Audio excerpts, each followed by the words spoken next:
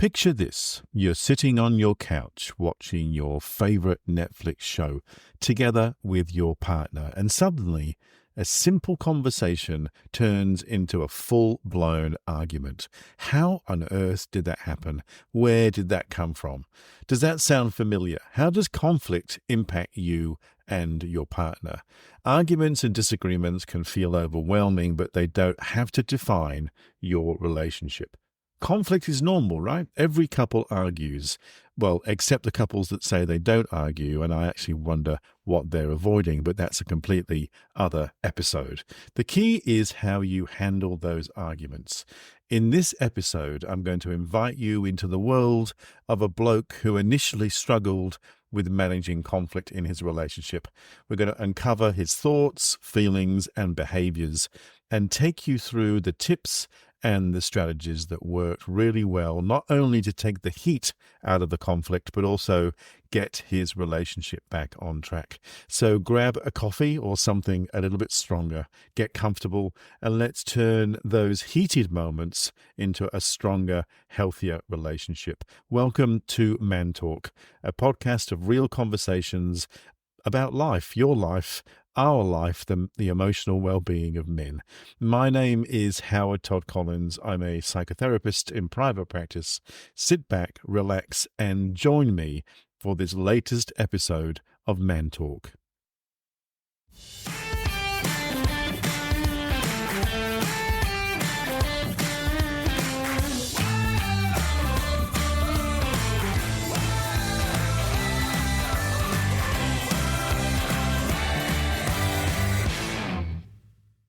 Hello, and thank you for being here. Now, I often say hello when I'm doing my introductions and my podcast. I do the same thing when I'm writing the blog or when I send my newsletter out to some of my newsletter people. I often start with hello. Now, in real life, I don't think I ever actually do that. For some reason, it's just come up in my Man Talk conversations. Anyway, wherever you are, I hope you are well, and thank you for being here, and thank you for listening to these dulcet tones. Now, I have literally had thousands of conversations with blokes and with women and with couples about conflict. So I want to make this episode as realistic as possible. As you know, from this season number 4, I've kind of amalgamated conversations and consultations and created a kind of character, if you like, in terms of a bloke who's come to see me. This is real stories based on real people, but of course, I've made up the name. So this guy is called Steve. Now, he came and spoke to me some time ago and worked with me for quite a few months. And he talked about a kind of multifaceted experience of conflict in his relationship with his partner. And he came to me feeling frustrated and helpless and pretty down. He basically talked about how arguments began over small things, but often quickly escalated. And it left him, and certainly his partner, also feeling misunderstood and not particularly well supported, and felt hurt. He found himself questioning, why don't they seem to get along? Which led to more feelings of anxiety and certainly feelings of dread. Now, he began doing what a lot of people tend to do, and this may resonate with you. He began to anticipate arguments. He almost played out non-existent conversations, but in his own head, which affected his mood and also his interactions, of course, with his partner, even when they were not fighting. He would describe a kind of knot in his stomach whenever he thought about conflict.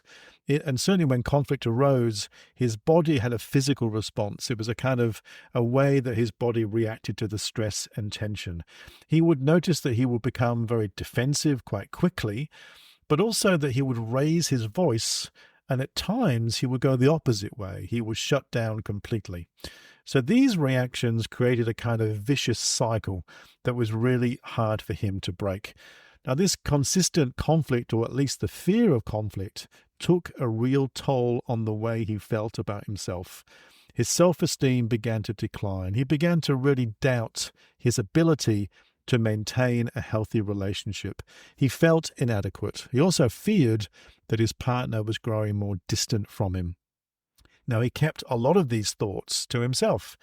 He certainly began talking to me about them, but he worried that people in his own life, his friends or his family, would actually judge him, that they would see that his relationship problems was a sign of some kind of personal failure. Now, as Steve and I began to talk more together, it was pretty clear this fear was getting in the way of taking action. He was absolutely desperate for something to change.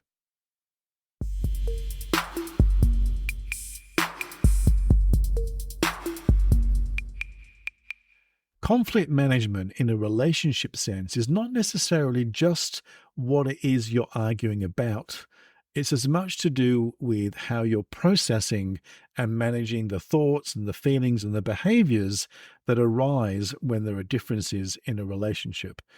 Now, for Steve, he was getting very lost in this cycle. He became much more internalized, much more withdrawn, and he was quite fearful and felt very helpless.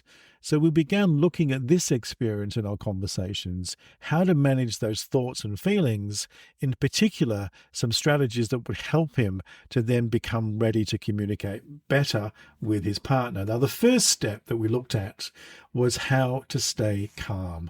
Now, keeping cool, of course, can prevent things from escalating. So if you find yourself heated up in terms of an argument with your partner, you can feel your body changing. You will feel your breath becoming a bit shorter. You're going to literally feel the heat sometimes. One of the things that Steve and I spoke about was how to actually breathe better when he was overwhelmed or stressed out in his life in general, and certainly when he was going into a moment where he was in conflict with his partner in some form. So he started to learn how to breathe deeper, to slow the breathing down, which helped him to stay calm. And the more he practiced that every single day, he felt much better about controlling his reactions. Now, in the extreme of escalating conflict, he would also say to his partner he needed a break, and he walked away for a few minutes to clear his head, and then he would come back much more cooler and calmer to begin the discussion. Overall, staying calm involves really good relaxation techniques. Deep breathing is part of it. You can sit and do some relaxation in lots of different ways day to day, which will actually help you to sort of deal with conflict when they arise anyway. The other most important part of this was how to start to listen more to his partner. Now, what he was doing is something that a lot of people tend to do is instead of listening, he was anticipating what he had to say. It's like he wasn't quite present. The most important thing about active listening is to listen without interrupting, to show that you're there and you're engaged, that you're nodding your head, that you're using phrases like, yeah, I understand, I get it, or you can say to your partner, can you please explain that a little bit more? I don't quite fully understand. Help me understand your perspective. So the idea is to help your partner feel like they're being heard and validated as well. Steve also began to understand his own feelings, but also the feelings of his partner. He began to read his partner's body language and their tone of voice much better, which helped him to provide some kind of context to their discussions. The third part, or the third step that we talked about in particular, was how to avoid blame. You know, when we're defensive or reactive and we feel like we're under attack, it's very hard not to blame. The problem with blaming is that it keeps creating the cycle of defensiveness or attacking. No one likes to feel like it's their fault or their problem in a highly tense situation. You're going to be defending yourself all the time. So the idea is to take the blame out. That's one way of describing take the heat out. So one approach is to own your own feelings. Use I statements. Talk about I feel or I think as opposed to you, because you create some kind of combat straight away. The fourth part of this for Steve and his partner was to understand his relationship as a whole, not just through the lens of conflict, to be able to find common ground, to revisit mutual goals and to understand their common interests, the reasons why they're together, to help them to put into context some of these differences. Now, there are some very specific and very practical skills and ideas that Steve and I spoke about, in particular, if you're in a relationship. And I really want to share with you some of those tips now.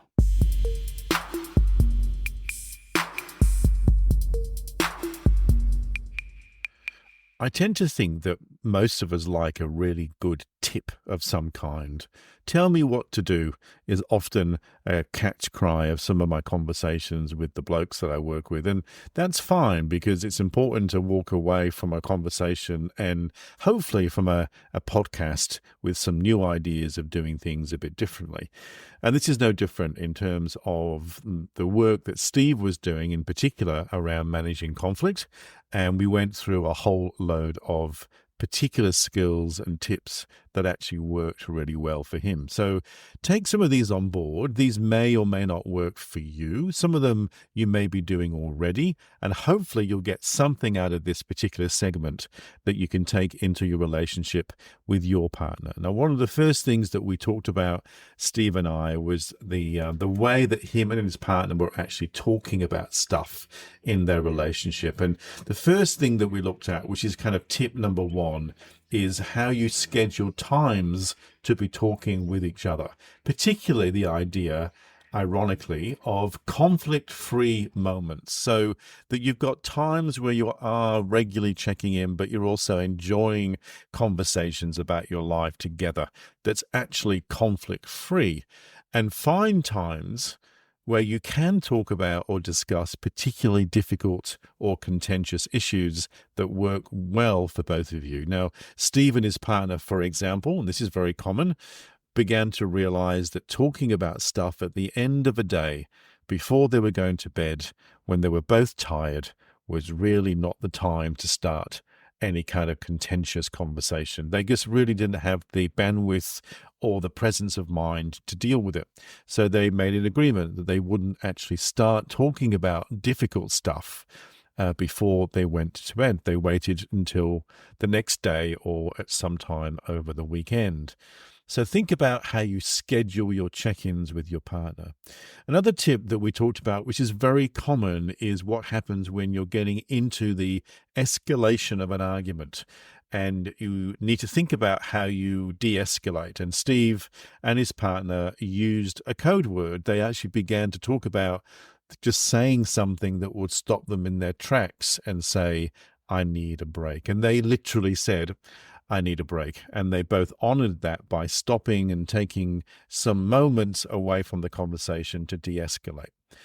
The other thing that Steve began to think about, this, which is also very common, is writing things down that helps you to clarify your thoughts and kind of unscramble the brain. If you're the kind of guy that has lots of stuff happening in his head and a very busy mind, when you're in the escalation of a disagreement or an argument and you're not thinking clearly, it could be really useful to stop and slow down, but also write your thoughts down, organize yourself in your own mind. Another tip that we talked about, which is very difficult in the heat of conflict, but really useful afterwards, is to practice empathy. So when you're repairing the conversation, try and put yourself in your partner's shoes and try to understand their perspective.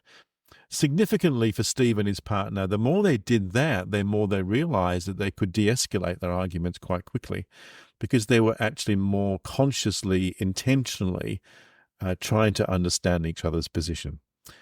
Ground rules was tip number 5 of establishing rules for arguing, and there's some very common ones here. The first one is to avoid name calling. The second one is to not bring up past issues. And the third one is to not make any threats. And the final couple of tips that we talked about was try and stay present. So focus on the current issues. And the last one was to think about this idea that it's okay to disagree. Sometimes not every conflict has a perfect solution. And most significantly, acceptance of the differences may be the best way forward. Now, probably the most important part of managing disagreements in your relationship is your own personal reflection on what you bring to the conflict itself. So allow me to explain what on earth that means.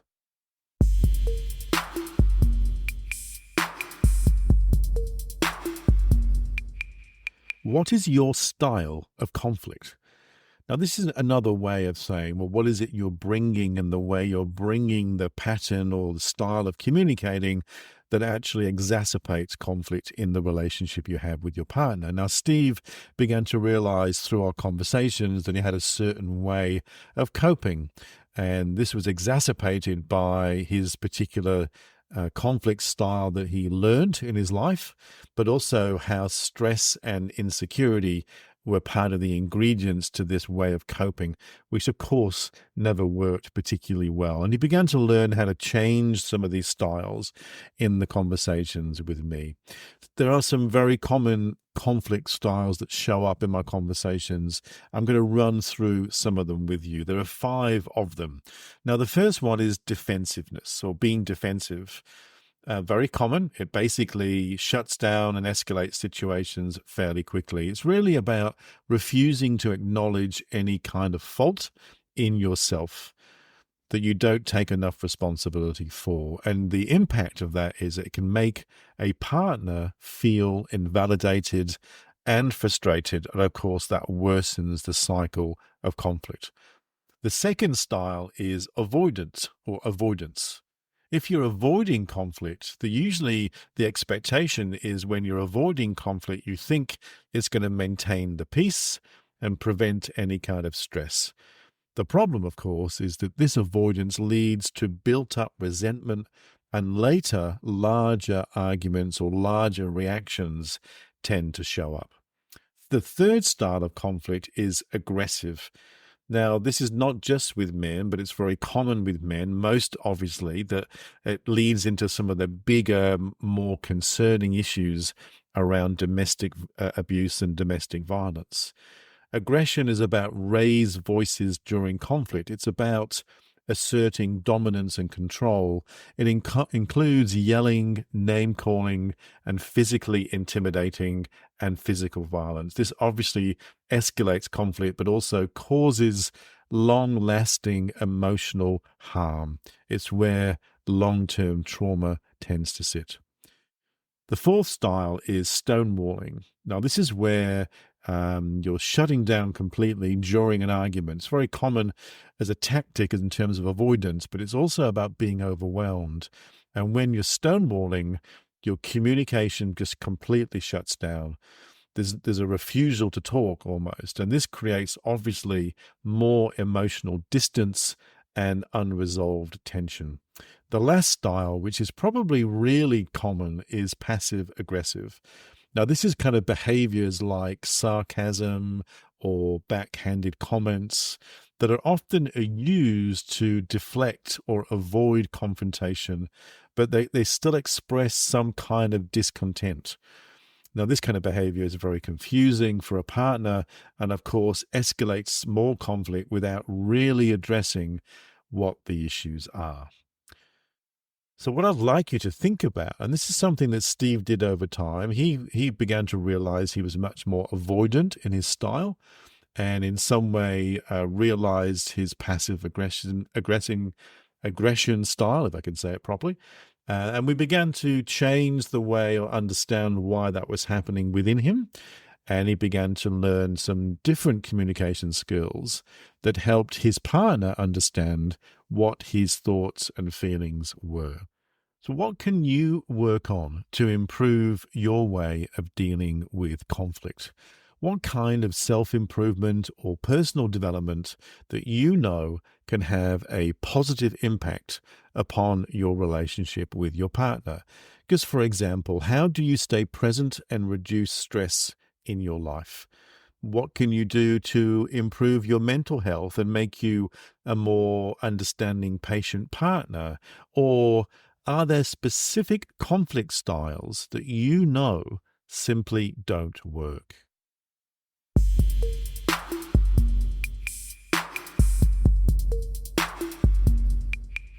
We have covered much ground in this episode. Now, Steve and his partner were able to find more graceful ways of talking through their differences. And Steve found more confidence in his communication. He was much more able to diffuse his own negative conflict styles before things began to escalate. So, in many ways, conflict is a great opportunity to really learn more about staying calm or diffusing, to listen more actively in your relationship, possibly, certainly to avoid blame, and to find some common ground in your relationship, to look at your relationship through just the lens of why you're together as well as the differences that you have. Most importantly, I want you to walk away from this episode with a focus on your own personal reflection. Your view of your own conflict style, what you bring to it. I want you to notice patterns in your arguments, to look at your own typical responses when conflict arises, and start to consider how you can apply strategies in your relationship that will help you to understand yourself, but also understand your partner better. And the segment looking at those conflict styles could be really a useful way to start. Understanding and adopting effective conflict resolution styles will impact and improve your relationship moving forward. It's a bit of a work in progress. This sort of stuff actually takes practice. I would love to hear your thoughts. Let me know more about what you're thinking about this episode, but also the Man Talk podcast. You can find me at Man Talk with Howard.